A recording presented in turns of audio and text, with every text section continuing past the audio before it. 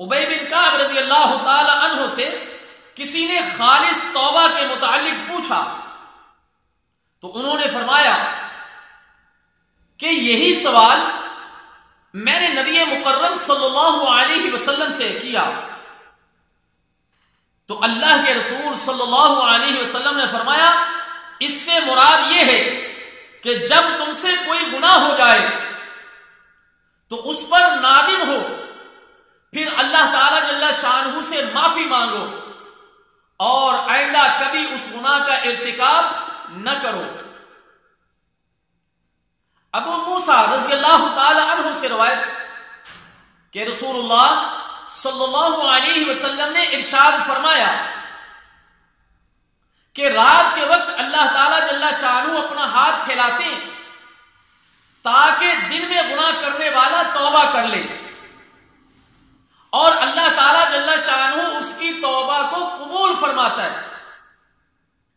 پھر دن کے وقت اللہ تعالی جل شانہ اپنا ہاتھ پھیلاتے ہیں تاکہ رات میں گناہ کرنے والا توبہ کر لے۔ اس حدیث مبارکہ سے معلوم ہوا کہ اللہ تعالی جل شانہ کو اپنے بندے کی توبہ کا کس قدر انتظار رہتا ہے، اس غلام کی خوشی کے، اس غلام کی خوش نصیبی کے کیا کہنے جس کے دروازے پر خود اس کا مالک چل کر آئے اور دستخط دے کر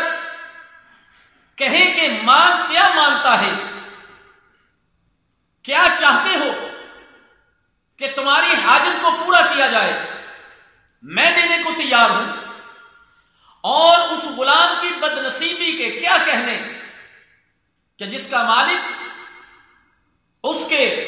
دروازے پر آئے اور دستخط دے کر کہے کہ مانگ، کیا مانگتا ہے، میں تیری حاجت کو پورا کرنے کے لیے تیار ہوں، اور یہ غلام میٹھی نیند سویا رہے۔ توبہ کی ترغیب اس سے زیادہ کیا ہو سکتی ہے کہ خود نبی مکرم صلی اللہ علیہ وسلم نے ارشاد فرمایا یا ایھا الناس توبوا الی اللہ واستغفروا فانی اتوب فی اليوم 100 مرہ، صحیح مسلم۔ لوگوں اللہ کے حضور توبہ کیا کرو، بے شک میں روزانہ 100 مرتبہ توبہ کرتا ہوں۔ اللہ اکبر۔ اس بات کا اندازہ اب ہر شخص کو لگا لینا چاہیے کہ رسول اللہ صلی اللہ علیہ وسلم کے مقابلہ میں ہمیں کس قدر توبہ کرنی چاہیے۔ پیارے نبی صلی اللہ علیہ وسلم بخشائے،